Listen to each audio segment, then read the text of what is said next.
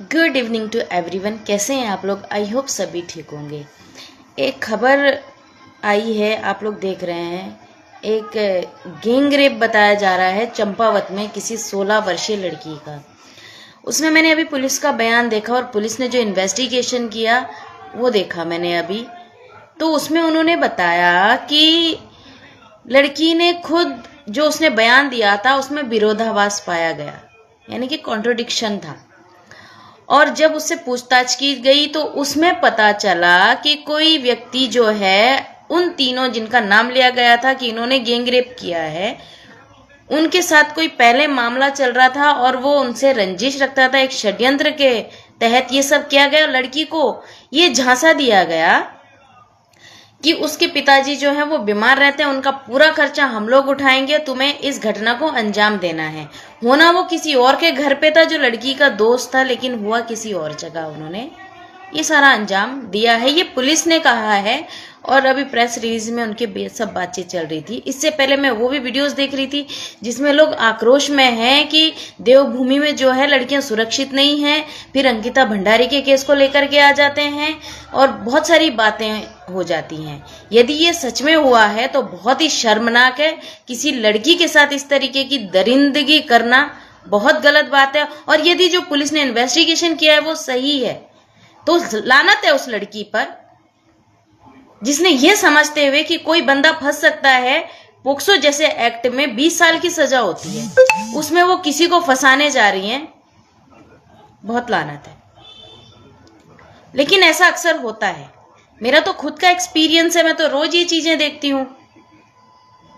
कुछ भी नहीं हुआ होता है, मेडिकल बिल्कुल क्लीन होता है, जरा सी खरोंची भी नहीं होती है और आरोप लग जाता है कि फला व्यक्ति ने जो इसका रेप किया, और बाद में वो बरी भी हो जाता है। और कई बार ये होता है कि वो बरी भी नहीं हो पाता है, 20 साल की सजा बिना बात की हो जाती है। तो ऐसा क्यों करते हो भाई? किसी से ऐसी रंजिश कि किसी को ऐसे फंसा देना। दूसरी बात, लोग कहते हैं कि जो उसमें व्यक्ति शामिल था वो भाजपा का नेता है।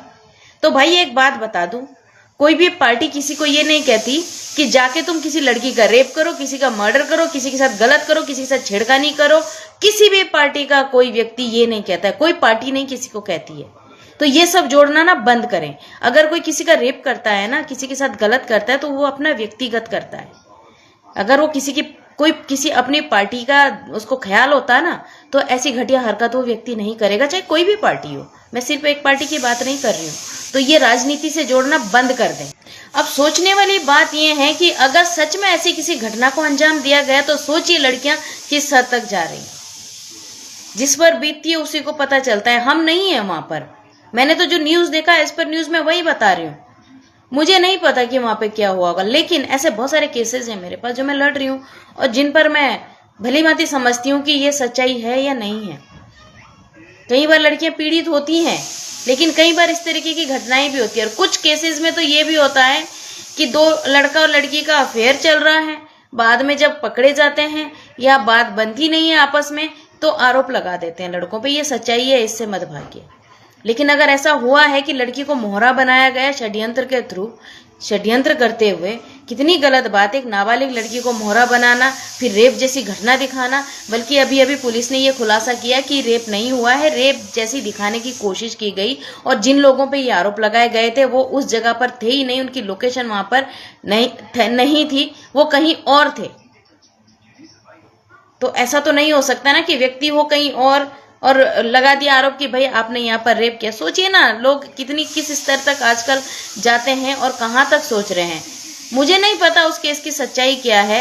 अब जबकि ये पुलिस ने खुलासा किया है तो लोग ये भी कहेंगे कि पुलिस तो जी बिक गई, ये भी हो गया, वो भी हो गया। कई बार अब देखिए, अंकिता भंडारी हत्याकांड में उसके केस में रेप का खुलासा नहीं हुआ है, लेकिन उर्मिला सनावर बार बार कहती है कि उसका रेप हुआ है। कितनी गलत बात है।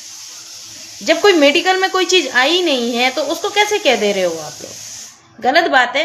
रेप बहुत बड़ी बात होती है। किसी लड़की के साथ होना, ये चीज उसके लिए बहुत ही दर्दनाक होता है। इसलिए मैं सबसे कहती हूँ कि ऐसी बातें किसी भी महिला के लिए सार्वजनिक ना करें तो बहुत ज्यादा अच्छा होगा।